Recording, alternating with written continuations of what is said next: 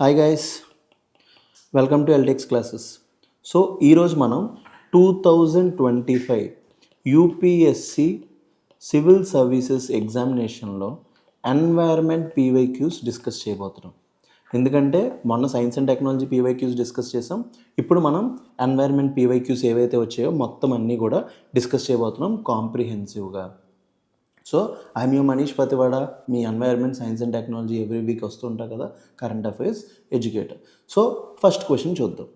Consider the following అన్నాడు. ఏమన్నాడు? Consider the following. First ఏం చెప్పాడు? సిగరెట్ బడ్స్ అన్నాడు. ఏమన్నాడు? Cigarette buds, eye glass lenses and third car tyres. So ఈ మూడు ఇచ్చేసి how many of them contain plastic అన్నాడు. How many of them contain plastic. చూసారా, యూపీఎస్సి క్వశ్చన్స్ అనేవి ఏవి కూడా నార్మల్గా మనం చదివే క్లాసెస్ నుంచి కాకుండా జనరలైజ్డ్ క్వశ్చన్స్ రావడం స్టార్ట్ అయ్యాయి. అంటే మీరు ఓన్లీ బుక్నే పట్టించుకుంటామంటే అవ్వదు. సో యూపీఎస్సీ యొక్క ఫోకస్ ప్రజెంట్ మారిపోయింది. మీకు ప్రజెంట్ బయట సొసైటీలో ఏం జరుగుతుందో తెలియాలి, దాంతోపాటు అంతా తెలిస్తేనే మనం చేయగలం. మాట వస్తే ప్లాస్టిక్ పక్కగా ప్లాస్టిక్ గురించి ప్రతి యూపీఎస్సీ ఆస్పిరెంట్ చదువుతాడు. బట్ యూపీఎస్సీ మిమ్మల్ని ఎగ్జామ్లో కష్టపెట్టడానికి ఏం చేశారు? Which of the following contain plastic అన్నాడు. సిగరెట్ బడ్స్ ఇచ్చాడు, ఐ గ్లాస్ లెన్సెస్ ఇచ్చాడు, కార్ టైర్స్ ఇచ్చారు. లోపల ప్లాస్టిక్ ఉంటుంది. సో ఇలాంటి క్వశ్చన్స్ లోపల గెస్ వర్కే వర్క్ అవుతుంది అనమాట. ఎందుకంటే కార్ టైర్స్లో ఆబ్వియస్లీ ప్లాస్టిక్ ఉంటుంది, ఇది అందరికీ తెలిసి ఉంటుంది. నెక్స్ట్ ఐ గ్లాస్ లెన్సెస్, మన లెన్సెస్ ఉంటాయి కదా, ఇందులో ప్లాస్టిక్ ఉంటుంది. ఇంకా సిగరెట్ యొక్క బడ్స్ ఆ కిందది ఉంటుంది కదా, అందులోపల కూడా ప్లాస్టిక్ ఉంటుంది అనమాట.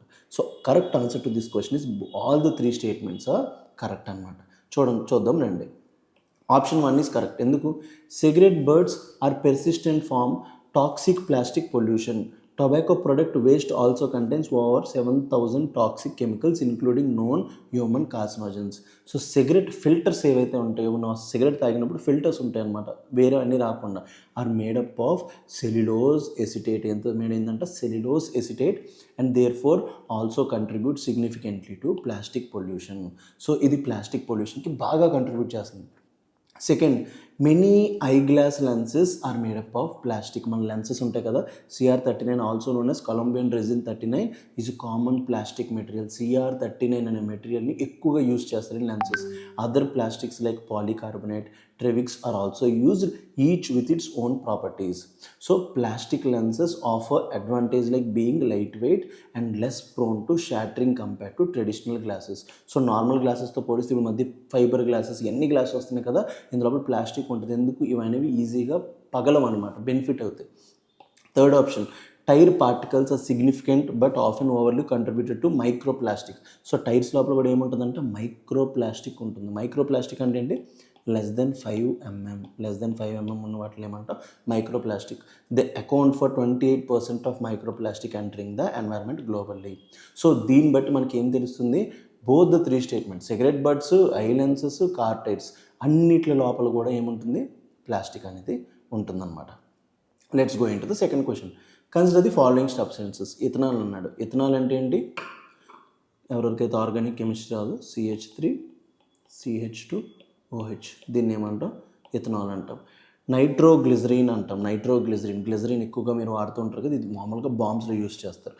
యూరియా అంటే NH2C+O NH2.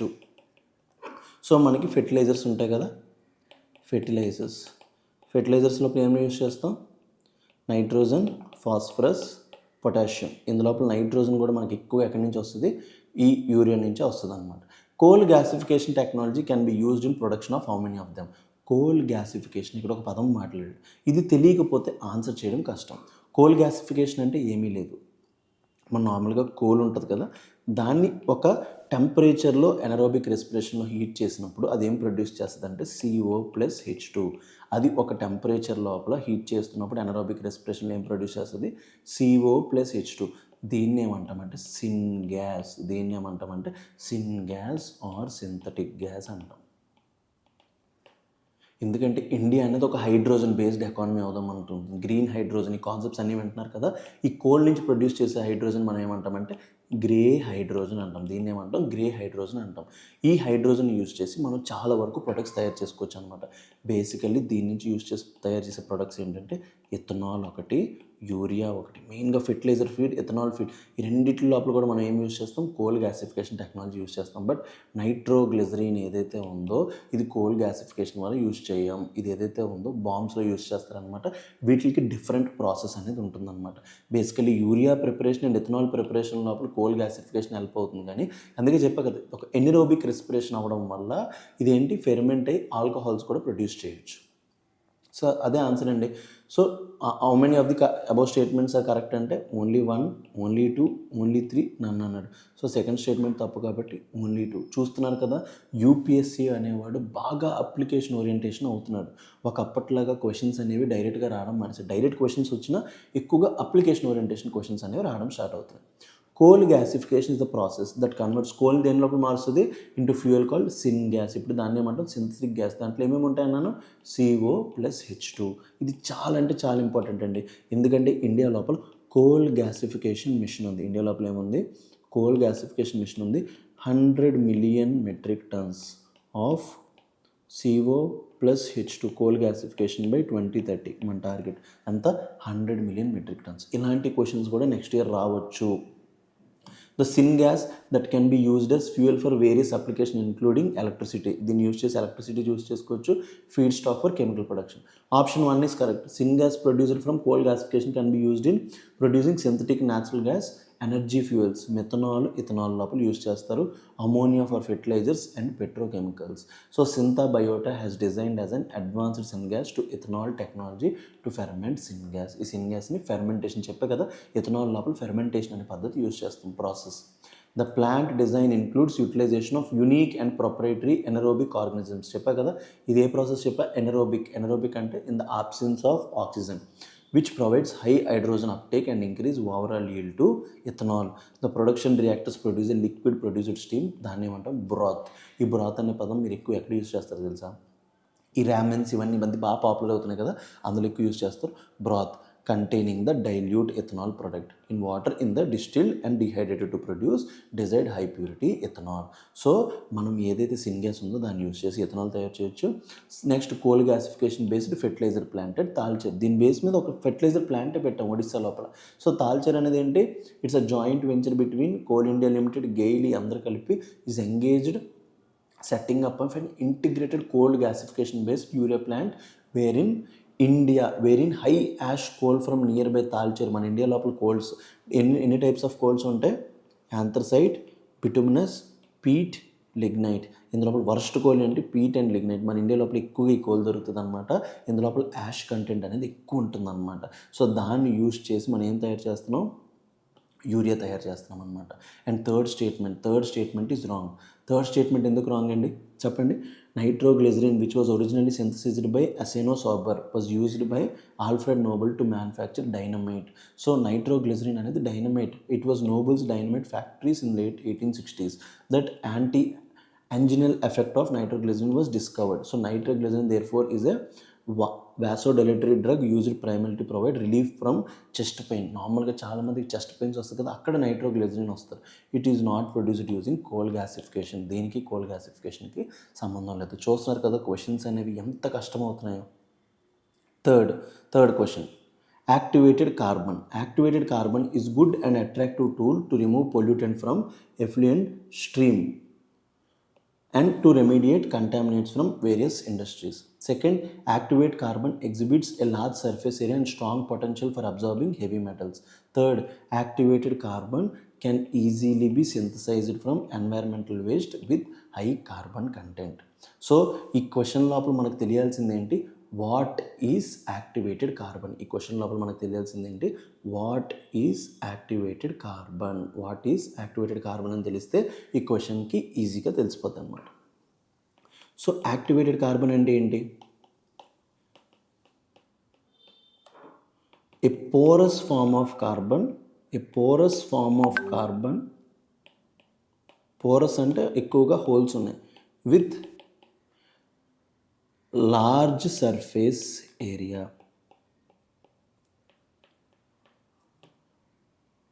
That traps contaminants ఏంటి? యాక్టివేటెడ్ కార్బన్ అంటే ఏంటి?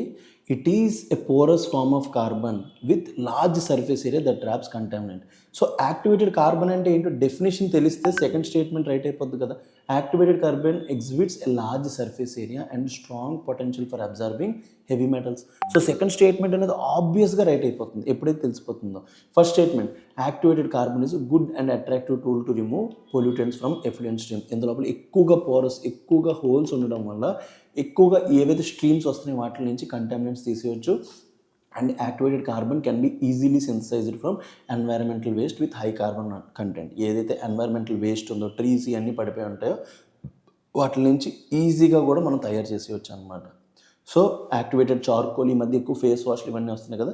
సో ఇట్లా లోపల ఏముంటుంది, ఎక్కువగా వేస్ట్. ఇప్పుడు మీరు అందరూ ఈ మధ్య యాక్టివేటెడ్ చార్కోల్ ఏవైతే ఉంటాయో ఆ బేస్డ్ ఏవైతే ఉంటాయో ఏమంటాం వాటిని ఫేస్ వాష్లు యూజ్ చేస్తున్నారు. అందులోపల ఏముంటుంది, యాక్టివేటెడ్ కార్బనే ఉంటుంది అనమాట. ఈ యాక్టివేటెడ్ కార్బన్ ఏంటి, మీరు బయటికి వెళ్ళినప్పుడు దుమ్ము ధూళి ఉంటుంది కదా, దాన్ని ఈజీగా అబ్జర్వ్ చేసుకోగలుగుతుంది. ఆ బేస్ మీద చూడండి, యాక్టివేటెడ్ చార్కోల్ మీరు ఫేస్ వాష్ బేస్ మీద కూడా యూపీఎస్సీ క్వశ్చన్ ఫ్రేమ్ చేశాడు. సో ఇక్కడ స్టేట్మెంట్స్ చూడండి, both statement 2 and 3 are correct and both of them explain statement 1. ఈ రెండు కరెక్టే బట్ స్టేట్మెంట్ 1 ఎక్స్ప్లెయిన్ చేస్తుంది. ఈ రెండు కరెక్టే but not explaining them. Only one of the above 2 and 3 statements are correct that explain statement 1. ఈ రెండిట్లో ఒకటే కరెక్ట్, ఒకటి స్టేట్మెంట్ 1 ఎక్స్ప్లెయిన్ చేస్తుంది. Neither statement 2 not statement 3 is correct. రెండు తప్పే అంటున్నాడు. సో చూసారా, క్వశ్చన్స్ అనేవి మారిపోతున్నాయి. సో మనకి మూడు రైట్ అని తెలిస్తే సరిపోదు, ఈ మూడు కూడా వీటిని హెల్ప్ చేస్తున్నాయి లేదా అని తెలియాలి. So first statement, activated carbon exhibits large surface area and strong potential for absorbing heavy metals. అవునా కదా? Activated carbon can be easily synthesised from environmental waste with high carbon content. 1 ఏమన్నాడు, activated carbon is good and attractive tool to remove pollutant from effluent streams and to remediate contamination from various industries. So ఏవేవైతే heavy metals ఉంటాయి వాటిని తీసేది. So statement 2 and 3 is explaining statement 1 కదా. So answer to this question is a. మా analysis ప్రకారం ఇది ఏ అండి. So UPSC ఎంత డైనమిక్ మనకు తెలుసు కదా, ఏం ఆన్సర్ ఇస్తాడో వెయిట్ చేసి చూద్దాం. Activated carbon is popular and effective method for removing pollutants from water, particularly in wastewater treatment and industrial process. Activated carbon is produced from environmental waste. ఏ వేస్ట్లతో ప్రొడ్యూస్ చేస్తాం, environmental waste with high carbon content. So దాంట్లో ఏంటి, lignocellulosic and coal materials have been used as raw materials plan for manufacturing of activated carbons. So మళ్ళీ activated carbon అనేది మీరు mains answer లోపల కూడా రావచ్చు. 2026 ప్రిలిమ్స్లోని మెయిన్స్ లోపల కూడా యూజ్ అవ్వచ్చు. సో యాక్టివేటెడ్ అనే కార్బన్ దేంతో స్టైల్ చేస్తాం, produced from environmental waste with high carbon content. Lignocellulosic material ఎక్కువ ఉంటుంది, ఆ వుడ్ బార్క్ ఏదైతే ఉంటుందో అందులోపల లిగ్నోస్ ఉంటుంది అనమాట. There are 2 approaches for preparing activated carbon that can be used for water purification. First ఏంటి, ఫిజికల్ యాక్టివేషన్, ఇంకొకటి ఏంటి chemical activation. Activated carbon is good potential for absorbing heavy metals because its greater surface area. ఏముంటుంది, surface area ఎక్కువ ఉండడం వల్ల ఎక్కువగా absorb చేసేస్తుంది. Micro porous ability, ఎక్కువగా పోర్స్ ఎక్కువ ఉండడం వల్ల అట్రాక్ట్ చేసుకుంటుంది. And chemical complexity of its external area. Activated carbon can be made relatively easy at home using materials like coconut shells. మన కోకోనట్ షెల్స్ ఉంటాయి కదా, వాటితోని వుడ్తోని, and therefore attractive tool to remove pollutants. చెప్పా కదా, would లోపల ఏముంటుంది, లిగ్నో cellulosic material ఉంటుంది అనమాట. Hence statement 2 and 3 are correct and both of them explains statement 1. So UPSC అనేవాడు మనకి కాన్సెప్ట్ తెలిస్తే సరిపోదు, ఆన్సర్స్ కూడా తెలిసేటట్టు కొంచెం ఆప్షన్స్ని కూడా కష్టం చేయడం స్టార్ట్ చేశారనమాట. 4th question, studies indicate that carbon dioxide emissions from cement industries account for more than 5% of global carbon emissions. So ఇది అవునా కాదా మనకు తెలియాలి.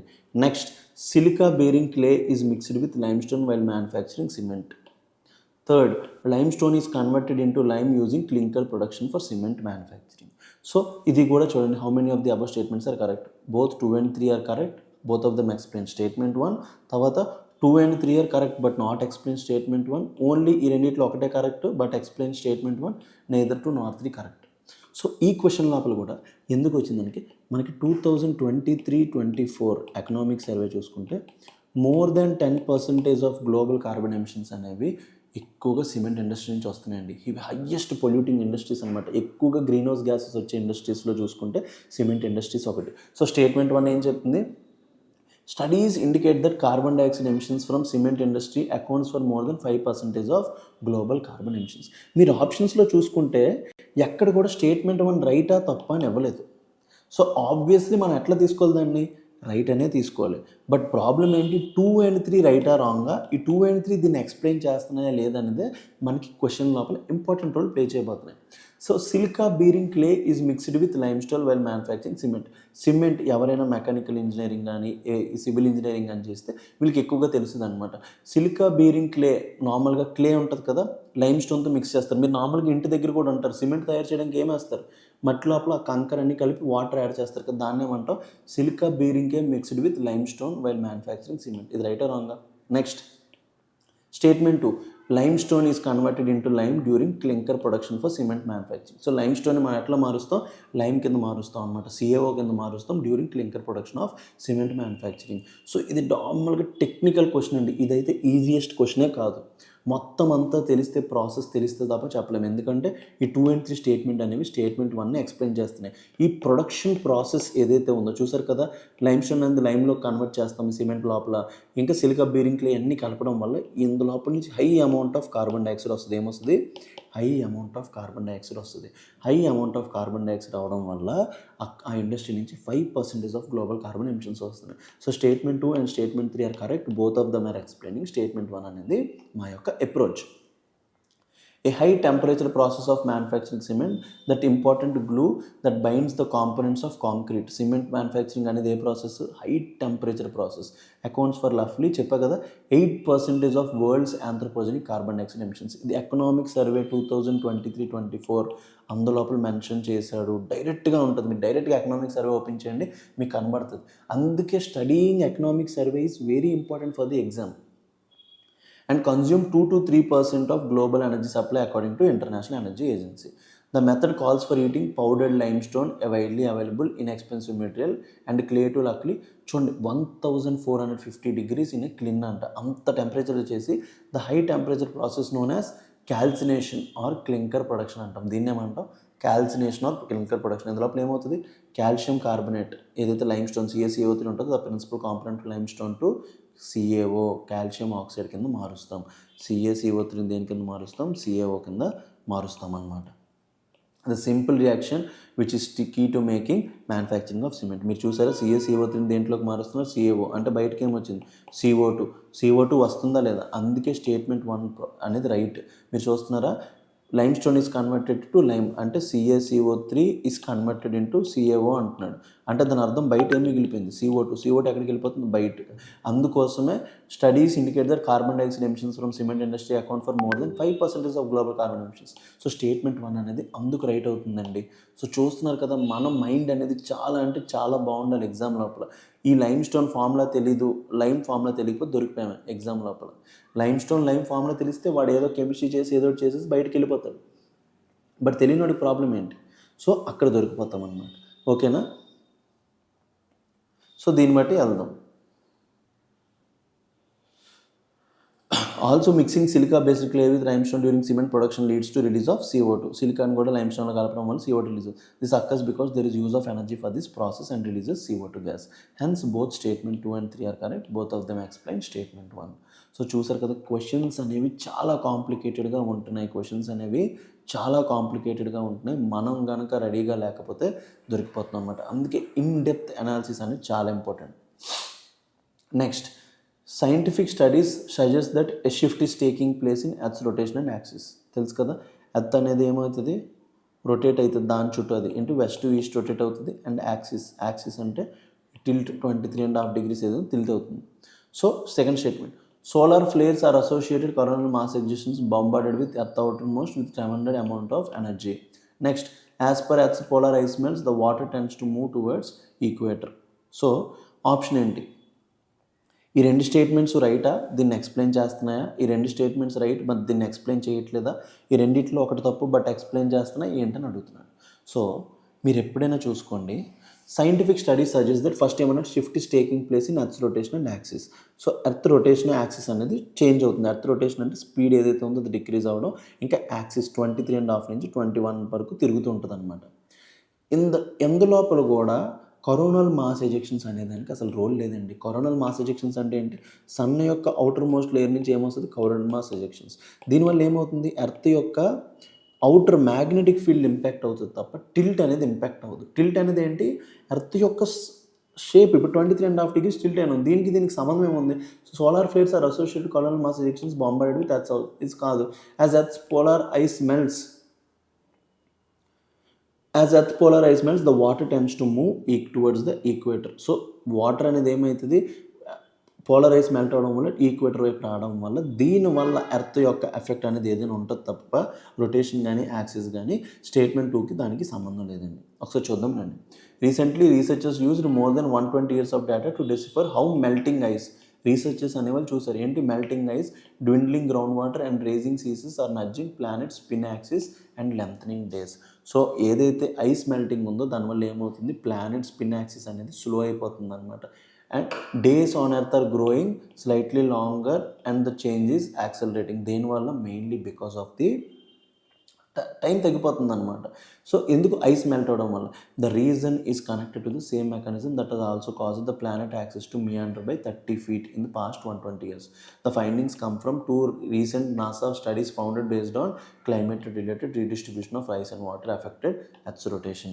సో స్టేట్మెంట్ 3 అనేది 1 అని ఎక్స్ప్లెయిన్ చేస్తుంది తప్ప స్టేట్మెంట్ 2 అనేది 1తో సంబంధం లేదు. అందుకే చెప్పాను both statement 2 and 3 are correct, but only one of them explains statement 1.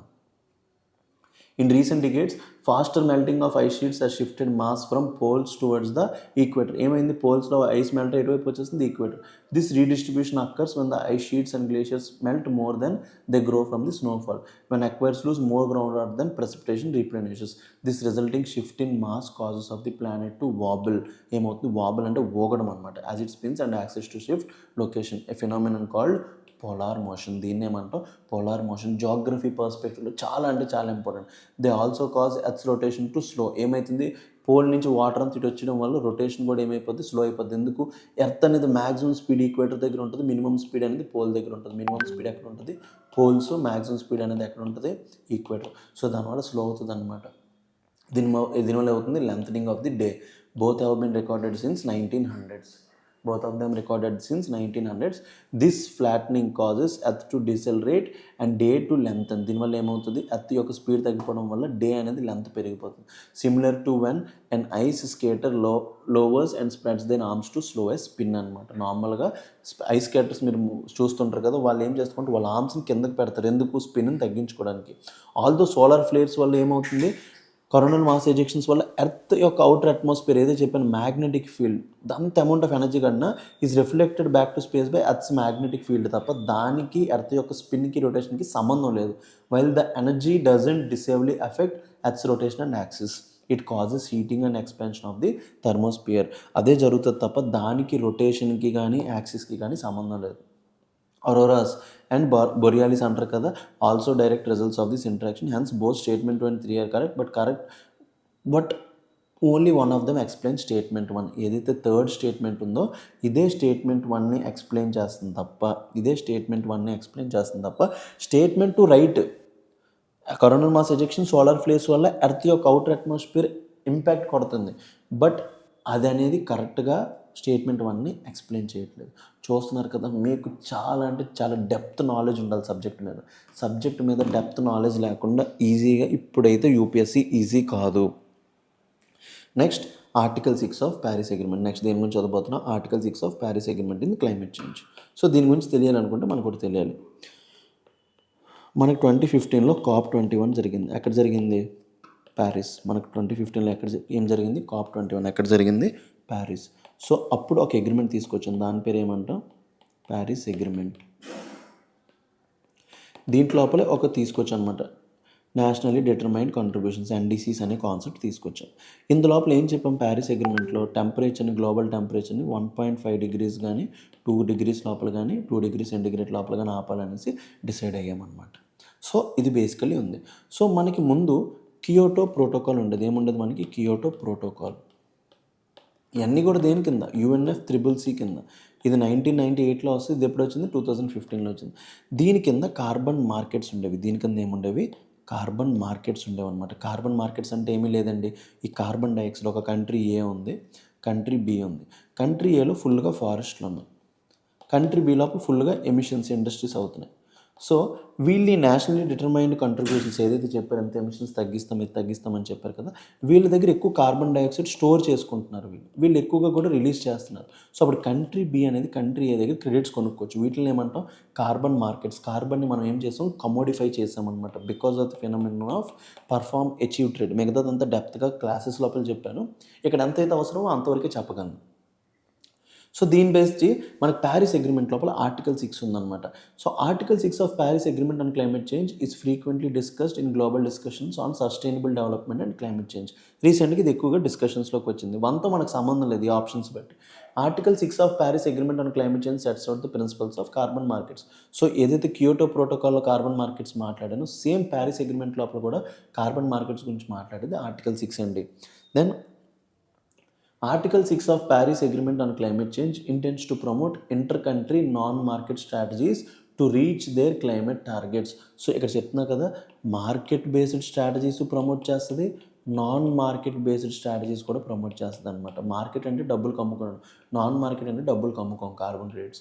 ఇన్ని టైప్స్ ఆఫ్ స్ట్రాటజీస్ని కూడా article 6 of Paris agreement implement చేస్తుంది.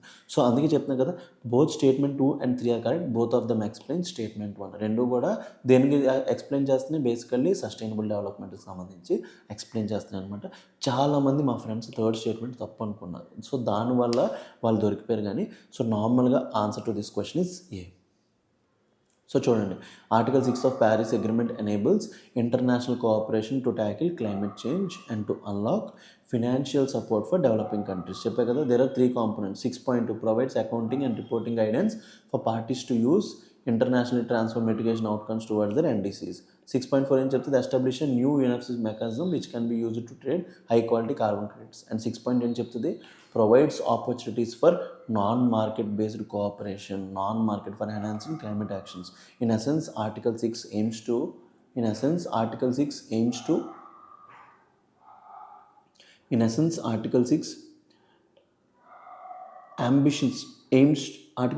to facilitate international collaboration and enhance climate ambition by enabling countries to work together to reduce emissions and achieve climate goals. It's a crucial part of Paris Agreement అన్నమాట. So చాలామంది non market mechanism ఉండదు అనుకున్నారు, but we have both market plus non market mechanism. So మీకు next year question ఏమొస్తుంది చెప్పనా, article 9 of Paris agreement. ఇది మొత్తం న్యూస్లో ఉంది, ఇదేంటో మీరు చదువుకోండి, ఇది మీరు చదువుకొని పెట్టుకోండి. నెక్స్ట్ ఇయర్ ఎగ్జామ్ రాసిన తర్వాత మన ఇద్దరికి వచ్చి థ్యాంక్ యూ చెప్పండి. The treaty's commitment. Hence, both statement 2 and 3 are correct. Both of them explain statement 1. So, seventh question వచ్చేసాం. With reference to direct air capture and emerging technology, which of the following statement is or are correct? Direct air capture పేర్లోనే ఉంది కదండి. డైరెక్ట్గా carbon dioxide ఏదైతే ఉందో, carbon dioxide నార్మల్గా plants అనేవి ఏం చేస్తాయి, సిక్వెస్టర్ చేస్తాయి, CO2 తీసుకొని O2 వదులుతాయి. సో ఇప్పుడు మన టెక్నాలజీస్ డైరెక్ట్గా కార్బన్ డైఆక్సైడ్ని ఎయిర్లోనే పట్టుకునేటట్టు టెక్నాలజీస్ తీసుకొచ్చారు. Which are the following statement is are correct? It can be used to a way of carbon sequestration. Carbon sequestration అంటే ఏంటి, కార్బన్ డైఆక్సైడ్ని ఏదైతే ఎమిషన్స్ మనం చేస్తున్నామో దాన్ని తీసేయడానికి కార్బన్ సిక్వెస్ట్రేషన్ అంటాం. First statement obviously right. It can B A valuable approach for plastic production and food processing. చెప్పే కదా, ప్లాస్టిక్ ప్రొడక్షన్ లోపల ఫుడ్ ప్రాసెసింగ్లో ఎన్ని అమౌంట్ ఆఫ్ కార్బన్ డైఆక్సైడ్ వస్తుంది, దాన్ని డైరెక్ట్గా అక్కడ రిలీజ్ అయ్యే కార్బన్ డైఆక్సైడ్ డైరెక్ట్ క్యాప్చర్తో యూజ్ చేసుకోవచ్చు. In aviation, it can be source of carbon for combining with hydrogen to create synthetic low carbon fuel. Aviation లోపల ఏంటి, నార్మల్గా CO2ని ఫ్యూయల్ కింద యూజ్ చేసుకొని ఏంటి, carbon from combining with hydrogen, pit లోపల hydrogen పెట్టుకొని డైరెక్ట్ ఏదైతే గాల్లో ఉండే కార్బన్ డైఆక్సైడ్ తీసుకొని ఒక ఫ్యూయల్ కూడా రెడీ చేసేయచ్చు అనమాట. సో ఇలాంటి ఒక టెక్నాలజీస్ని ఏమంటాం మనం, డైరెక్ట్ ఎయిర్ క్యాప్చర్ టెక్నాలజీస్ అంటాం. All of the above statements are correct. ఎప్పుడైనా సరే అప్లికేషన్స్ బేస్డ్ క్వశ్చన్స్ వచ్చినప్పుడు ఆలోచించొద్దు ఎక్కువగా. సో అన్నీ అవుతాయి, ఆ టెక్నాలజీ కూడా ఉంటుంది అనుకొని పెట్టేస్తే మనకి చాలా హెల్ప్ అవుతుంది అనమాట. So, direct air capture technologies extract CO2 directly from the atmosphere at any location, unlike carbon capture which generally carried out at a point of emissions, such as steel plant. The CO2 can be permanently stored in deep geological formations or used for variety of applications. అయితే వాటిని దాచుకోవచ్చు లేదా use చేసుకోవచ్చు. This is known as carbon sequestration. అందుకే statement 1 is right. The CO2 capture can be used as a feedstock for various carbon-based materials. It can be used in production of cement, use చేసుకోవచ్చు, plastic, carbon fibers and other industrial applications. This helps keep carbon stored in infrastructure, preventing its release into atmosphere for extended periods. So direct air captured CO2 can be used for applications like carbonation in beverages. మీరు ఎక్కువ మందులు ఇవన్నీ తాగుతారు కదా కుర్రోళ్ళు, అందులో అప్పుడు కూడా యూజ్ చేసుకోవచ్చు. Third, direct air capture can be a source of carbon for combining with hydrogen to create synthetic low carbon fuel as a technology increasingly being explored as decarbonizing aviation. Aviation sector నుంచి ఎక్కువ carbon వస్తుంది. So ఈ direct air capture ద్వారా అక్కడ తగ్గించవచ్చు. This process also known as powder to liquid are ఈ fuel అంటారంట. దాన్ని ఏమంటారు? పౌడర్ టు లిక్విడ్ ఆర్ ఈ fuel production uses renewable electricity. దీన్ని ఇందులో ఏం చేస్తుంది? Renewable electricity to split water into hydrogen and oxygen. Split చేసి H2 + O2 కింద మారుస్తుంది. దాన్ని కంబైన్స్ హైడ్రోజన్ విత్ CO2. H2ని ఏం చేస్తే CO2తో కంబైన్ చేసి capture from the atmosphere by direct air capture. So to produce synthetic gas. Synthetic gas అంటే ఏంటి? CO + H2. So synthetic gas అనేది ఏం చేస్తుంది? ఫ్యూయల్ని డైరెక్ట్ చేస్తుంది అనమాట. చూస్తున్నారు కదా, క్వశ్చన్స్ అన్నీ అప్లికేషన్ బేస్డ్ క్వశ్చన్స్ అనేవి వస్తున్నాయి. ఎక్కడ కూడా డైరెక్ట్ క్వశ్చన్స్ అనేవి రావట్లేదు అనమాట. చాలా అంటే చాలా ఇంపార్టెంట్. సో నెక్స్ట్ ఈ క్వశ్చన్ కూడా మొన్న ఎమిషన్ గ్యాప్ రిపోర్ట్ వచ్చింది. చాలా అంటే చాలా ఇంపార్టెంట్. ఎగ్జామ్ పర్స్పెక్టివ్లో ఈ క్వశ్చన్స్ ఎంత ఇంపార్టెంట్ అంటే యూ డోంట్ ఈవెన్ నో, అంత ఇంపార్టెంట్ అనమాట. Carbon dioxide emissions in India are less than 0.5 tons of per capita. In terms of CO2 emissions from fuel combustion, India ranks second in Asia Pacific region. Electricity and heat producers are the largest source of CO2 emissions in India. How many of which of the following statement is are correct? 1, 2, 3లో ఏది correct ఏది తప్పు? So ఇందు లోపల first statement is wrong అండి. ఇందు లోపల ఏ statement wrong? First statement is wrong అండి. In 2023, India's per capita CO2 emissions rose to 2 tons. ఎంత? 2 tons. 2 tons of CO2 representing 5% increase. అక్కడ ఎంత అన్నాడు? 0.5 tons అన్నాడు. మనది 2 tons. So first statement wrong అయిపోతుంది. 1 తీసేయండి, 2, 2, 3 మిగులుతుంది. Second statement obviously right. So India rank second. First ఎవరు? ఏషియా పెసిఫిక్లో చైనా తర్వాత ఎవరు? India. So second statement is right. Electricity and heat producers are the largest source of CO2 emissions. మన India లోపల ఎక్కువగా ఎలక్ట్రిసిటీకే చాలా వరకు వచ్చేస్తుంది అనమాట. So answer to this question is 1 and 2.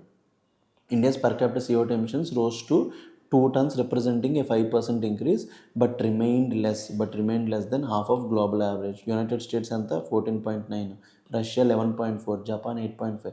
మంది వరల్డ్ కన్నా తక్కువ, బట్ 0.5 tons కన్నా తక్కువ కాదు. The global average was 4.7 tons. Global average కన్నా తక్కువ. Hence statement 1 is not correct. The term CO2 emissions fuel come India and second. First ఎవరు? China. Electricity and heat producers are the largest source of CO2 emissions in India. 9th question. With reference to planet Earth, consider the following statement. Rainforest produce more oxygen than produced by the oceans. Oceans కన్నా rain forest ఎక్కువ oxygens produce చేస్తున్నాయంట. Second, marine phytoplankton and photosynthetic bacteria produce about 50% of the world oxygen. Well oxygenated surface water contains several folds higher oxygen than the atmospheric air. So ఇక్కడ question which of the following is are correct అంటున్నాడండి. First statement right అయితే second statement wrong అయిపోద్ది. Second statement right అయితే first statement wrong అయిపోద్ది. ఎందుకు? Rain forest అంటే ఏంటి? మన ఈక్విటోరియల్ ఫారెస్ట్. ఏ ఫారెస్ట్స్? ఈక్విటోరియల్ ఫారెస్ట్ని ఏమంటాం మనం? Rain forest. సో అవి ఎక్కువ ఆక్సిజన్ ప్రొడ్యూస్ చేస్తాయి. ఓషన్స్ ఎక్కువ ప్రొడ్యూస్ చేస్తాయి. అంటే oceans greater than rain forests. Ocean greater than rain forests అంటే ఫస్ట్ స్టేట్మెంట్ రాంగ్ అయిపోయిందండి. Obviously second statement right. అదే చెప్తున్నట్టు చూడండి. ఓషన్స్ లోపల ఏమంటాయి? Marine phytoplankton and bacteria produce 50% of the world oxygen. Second statement right. ఇది డైరెక్ట్గా స్టాటిక్ నోట్స్లో ఉంటుందండి. ఎవరెవరైతే బాగా చదువుతారో oceans produce more oxygen than rain forest. Then well oxygenated surface water contain several folds higher oxygen than the atmospheric air. అంతేం ఎక్కువ ఉండదండి. So third statement is wrong. సో మీరు దీన్ని బట్టి చూస్తే సెకండ్ స్టేట్మెంట్ రైట్ అయితే ఒకటే ఉంది. 1, 2 ఉండాలి, 1, 3 ఉంది, నన్ ఆఫ్ ది ఉంది. 1 రైట్ అయితే 2 రైట్ కాదు, 2 రైట్ అయితే 1 కాదు. సో 1 ఎలాగో పోద్ది. సో 1 ఎలాగో ఉంది కాబట్టి 3 పోయింది. మనకు సెకండ్ రైట్ అని తెలుసు కాబట్టి ఓన్లీ 2. అప్పుడప్పుడు ఆప్షన్ ఎలిమినేషన్ కూడా చాలా హెల్ప్ అవుతుంది. సైంటిస్ట్స్ ఎస్టిమేట్ దట్ రఫ్లీ half of the oxygen production on the earth comes from oceans. ఇది చాలా ఇంపార్టెంట్. వేరే ఎగ్జామ్స్ లోపల కూడా అడగొచ్చు. ఆక్సిజన్ వరల్డ్లో ప్రొడ్యూస్ అయిన దాంట్లో మ్యాక్సిమం హాఫ్ ఎక్కడి నుంచి వస్తుంది, 50% ఓషన్స్ నుంచి వస్తుంది. The majority of this production from plankton, plant, algae and some bacteria that can produce photosynthesis. One of the particular species ఏంటి, ప్రోకాలసిస్, స్మాలెస్ట్ ఫోటోసింథటిక్ ఆర్గానిజం ఉంది. But this little bacteria produces up to 20% of oxygen in the entire biosphere. Next year దీని గురించి అడగవచ్చు. దాని పేరేంటి, prochlorococcus. Prochlorococcus అనేది 20% of the oxygen. So rain ఫారెస్ట్లతో పోలిసి ఇది ఎక్కువ కాబట్టి first statement wrong. More than half of the oxygen we breathe because of the marine photosynthesis like phytoplankton, seaweed. Because use carbon dioxide, water and energy from the sun to make food for themselves, releasing oxygen in the process. So second statement 2 is right. Oxygen containing is highest at the surface, at depth increases, dissolved oxygen declines, reaching a minimum between a few hundred meters and 1000 meters, the aptly named oxygen minimum layer. It should be noted that even though dissolved oxygen is highest at the surface, there is still far less oxygen in water than found in the air. నార్మల్గా వాటర్తో పోలిస్తే air లోపల ఎక్కువ ఉంటుంది అనమాట. Well oxygenated surface water May only contain 8 milligrams of 0 to litre అయితే air లోపల 210. మీరే చెప్పండి, వాటర్ లోపల మనం ఊపిరి పీల్చుకోగలం, గాలిలోనే ఊపిరి పీల్చుకోగలం. ఎక్కడ ఎక్కువ ఉంటుంది గాలిలోనే కదా. సో గాలిలో ఎక్కువ డెన్సిటీ ఉంటుంది, టోటల్ ఆక్సిజన్ ఓషన్లో ఉంటుంది. బట్ యూనిట్ ఏరియా లోపల ఎక్కువగా ఎక్కడ ఎక్కువ ఉంటుంది అంటే గాలిలో ఎక్కువ ఉంటుంది, ఓషన్లో తక్కువ ఉంటుంది అనమాట. నార్మల్గా అక్కడ మైండ్ వాడినా సరే కొన్నిసార్లు ఆన్సర్స్ వస్తాయి యూపీఎస్సీ లోపల. So answer to this question is 2 only అండి. And last 10th question, circular economy reduces emissions of greenhouse gases. Circular economy reduces the use of raw material and input. Circular economy reduces wastage in production process. Circular economy అంటే ఏంటి, raw material, producer, తర్వాత consumer, ఇక్కడి నుంచి waste. దీన్ని linear economy అంటాం. దీన్ని ఏమంటాం మనం, లీనియర్ ఎకానమీ అంటాం. బట్ సర్క్యులర్ ఎకానమీ అంటే ఈ వేస్ట్ అనేది ఎక్కడికి వెళ్ళిపోద్ది, మళ్ళీ ప్రొడ్యూసర్ దగ్గరికి వెళ్ళిపోద్ది అనమాట. ప్రొడ్యూసర్కి, మళ్ళీ కన్జ్యూమర్కి వేస్ట్, మళ్ళీ దీన్ని ఏమంటాం మనం, ఒక సర్క్యులర్ ఎకానమీ అంటాం. ఇందులో రా మెటీరియల్స్ యూసేజ్ అనేది తగ్గుతుంది. సో చెప్పండి, circular economy reduces the emissions of greenhouse gases. ఎందుకు, ఈ రా మెటీరియల్ ఎక్కువ యూజ్ చేయడం కాబట్టి గ్రీన్ హౌస్ గ్యాసెస్ తగ్గుతుంది. First statement right. Circular economy reduces the use of raw materials. Second statement right. Third, circular economy reduces wastage in production process. Wastage తగ్గుతుందా లేదా? So ఈ రెండు, వేస్టేజ్ తగ్గింది, raw material తగ్గింది అంటే గ్రీన్ హౌస్ గ్యాసెస్ తగ్గుతాయి లేదా? So both statement 2 and statement 3 are correct. Both of them explain statement 1. So correct answer this question is A. మా యొక్క అనాలిసిస్ బట్టి ఏ అండి. Easy question. Circular economy.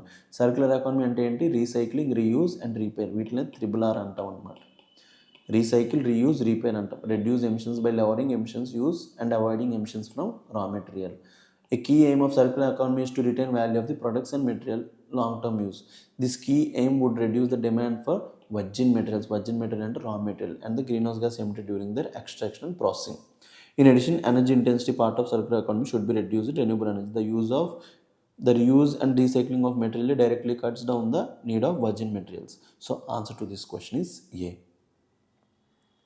Artificial way of causing rainfall to reduce air pollution makes. So దీన్ని ఏమంటారు మీరు, artificial rains అంటున్నారు. Artificial rains ఈ concept చాలాసార్లు వింటున్నారు కదా.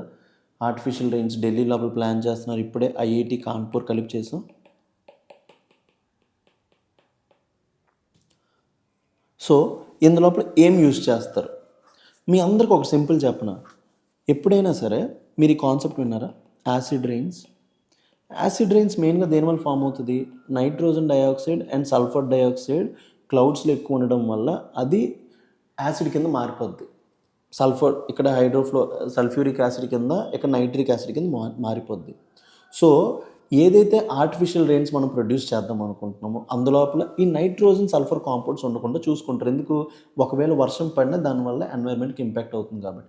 మీరు నార్మల్గా చూస్తే చూడండి, silver nitrate, potassium nitrate, silver nitrate eliminate చేసేయండి, silver iodide and potassium iodide.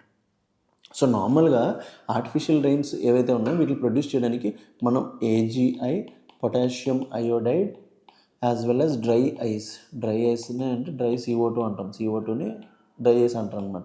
ఈ మూడింటిని యూజ్ చేస్తాం నార్మల్గా. ఏరోప్లేన్స్ అవన్నీ తీసుకెళ్ళి మనం చేస్తూ ఉంటాం అనమాట. బట్ ఎగ్జామ్ లోపల మీరు మర్చిపోయారు ఇక్కడ silver iodide potassium iodide, silver nitrate potassium iodide, silver iodide potassium iodide, ఇన్ని కాంపౌండ్స్ ఇచ్చినప్పుడు ఏమవుతుంది, మర్చిపోతాం, కన్ఫ్యూజ్ అయిపోతాం. అలాంటప్పుడు ఈ లాజిక్స్ యూస్ చేయాలి. యాసిడ్ రైన్స్ లోపల ఏముంటాయి, oxides of nitrogen and sulphur. So అలాంటప్పుడు మనం యాసిడ్ రైన్స్ ఏమైనా కాజ్ చేస్తామండి ఈ ఆర్టిఫిషియల్ రైన్స్ ద్వారా. సో అప్పుడప్పుడు జనరల్ నాలెడ్జ్ అనేది చాలా ఇంపార్టెంట్. ఎగ్జామ్లో ఉన్నప్పుడు అవేర్నెస్ అనేది చాలా ఇంపార్టెంట్. అవేర్నెస్ ఉంటే మ్యాక్సిమం క్వశ్చన్స్ అయిపోతాయి. ఆర్టిఫిషియల్ రైన్స్ ఏమంటాం మనం, క్లౌడ్ సీడింగ్ అంటాం. Commonly use silver iodide potassium iodide. చెప్పే కదా, దీనివల్ల ఏమవుతుంది, కండెన్సేషన్ అనేది ఫాస్ట్గా జరుగుతుంది అనమాట. Next, of the two major ethanol producers in the world, Brazil and United States of America, the former producers more than latter. ఏం చెప్తున్నాడు, ఇథనాల్ అంటే ఏంటి, CH3 CH2 OH. So ethanol అనేది ఎందుకు, బయో ఇథనాల్, బయోఫ్యూయల్స్. ఇథనాల్ అనేది ఏంటి, ethanol and biodiesel అనేది ఏంటి, బయోఫ్యూయల్స్. వీటిని బయోమెటీరియల్స్ యూస్ చేసి చేస్తాం అనమాట. సో ఇంద లోపల ఇథనాల్కి ఏ ప్రాసెస్ యూస్ చేస్తాం, ఫెర్మెంటేషన్ అనే ప్రాసెస్ యూస్ చేసి మనం ఇథనాల్ ప్రొడ్యూస్ చేస్తాం. Brazil and America, Brazil and యుఎస్ఏలో USA top compare to Brazil. USA first place, Brazil second place. ఏం లేదు, స్టేట్మెంట్ రివర్స్ చేశాడు. One of the major ethanol producers in the world, Brazil and United States of America, the former producers more than ethanol. అంటే USA top, Brazil second కదా, వాడేమన్నాడు, Brazil top USA second అన్నాడు. Statement 1 తప్పు. ఈ question నేను expect చేశాను, ఎగ్జామ్లో వచ్చిందండి. నా ఫ్రెండ్కి నేను పంపించాను, తను ఇప్పుడు now is going to the interview. ఈ క్వశ్చన్ మేము ఎక్స్పెక్ట్ చేసాం, ఇది వచ్చింది. డైరెక్ట్ 1 తప్పు, స్టేట్మెంట్ 1 నాట్ కరెక్ట్ అంటే డైరెక్ట్ ఒకటే ఆప్షన్ ఉంది, ఆన్సర్ డి. ఇంకొక ఆప్షన్ ఎలిమినేట్ చేయని అవసరం. Unlike United states which uses corn, America లోపల ఏం యూస్ చేస్తారు, కార్న్. బ్రెజిల్ లోపల ఏం యూస్ చేస్తారు, షుగర్ కేన్. బ్రెజిల్ లోపల ఎక్కువగా షుగర్ కేన్ పండుతుంది. So statement obviously right, statement 1 wrong. Answer to this question is D. US produces significantly more ethanol than Brazil in 2004 with US production approximately 16.1 billion gallons అయితే Russia 8. Double ఉంది US production. So చూసుకోండి, ఆ option సింపుల్గా reverse చేశారు. Together United and Brazil produce 80% of the world ethanol. మన India లోపల కూడా ఏముంది, నేషనల్ బయోఫ్యూయల్ పాలసీ 2018. ఏ మినిస్ట్రీ కింద, ministry of petroleum and natural gas. దీని ప్రకారం E20 ఫ్యూయల్ ఎప్పటికి 2025కి target. And last question for today is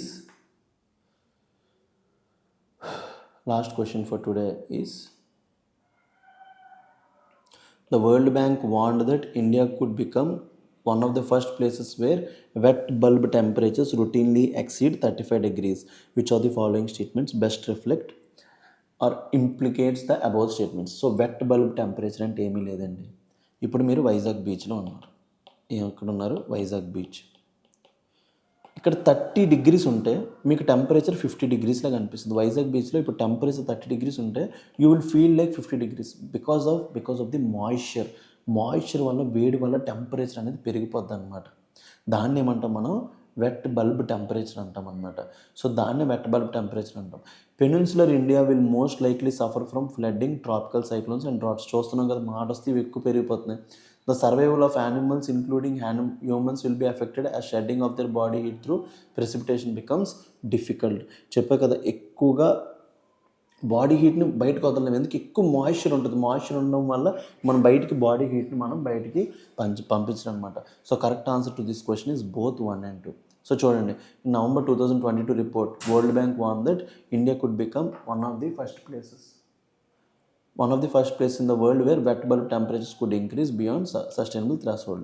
World Bank report suggests that increased heat stress, difficulty in shedding body heat through perspiration will negatively impact the survival of animals. మెయిన్గా వాళ్ళ body యొక్క హీట్ని బయటికి పంపించలేదు. ఎందుకు, ఇక్కడ moisture ఎక్కువ, బయటకు ఉండదు, including humans. This is due to fact that sweating, a crucial mechanism for cooling the body, becomes less effective in hot and humid conditions. అందుకే మీకు ఎగ్జాంపుల్ లోపల ఏం చెప్పాను, వైజాగ్ లోపల మీకు 30 degrees ఉంటే 50 degrees లాగా అనిపిస్తుంది. అదే ఎండాకాలం లోపల బాడీ కూల్ అవ్వాలంటే ఏం చేస్తుంది, బాడీ యొక్క న్యాచురల్ మెకానిజం ఏంటి, టెంపరేచర్ పెరిగే కొద్దీ స్వెట్టింగ్ ఎక్కువ అవుతుంది. ఆ స్వెట్టింగ్ గాల్లోకి ఎగిరిపోతే ఆ హీట్కి మీకు కూల్నెస్ ఉంటుంది అనమాట. బట్ ఎక్కువగా మాయిశ్చర్ ఇవన్నీ పెరిగిపోవడం వల్ల మీ బాడీ అది చేయలేదు. When the air is already saturated with moisture, ఎక్కువగా సాచురేట్ అయిపోతే sweat cannot evaporate efficiently and the body struggles to regulate the temperature అనమాట. This impact will also increase rainfall during. దీనివల్ల ఏమవుతుంది, మాన్సూన్ సీజన్ లోపల ఇంకా వర్షాలు పెరుగుతాయి. That could exacerbate flooding risk in Indian peninsula. దీనివల్ల ఏమవుతుంది, ఎక్కువగా ఫ్లడ్డింగ్, ట్రాపికల్ సైక్లోన్స్, డ్రాట్స్ అన్నీ కూడా వస్తాయన్నమాట. So correct answer to this question is C.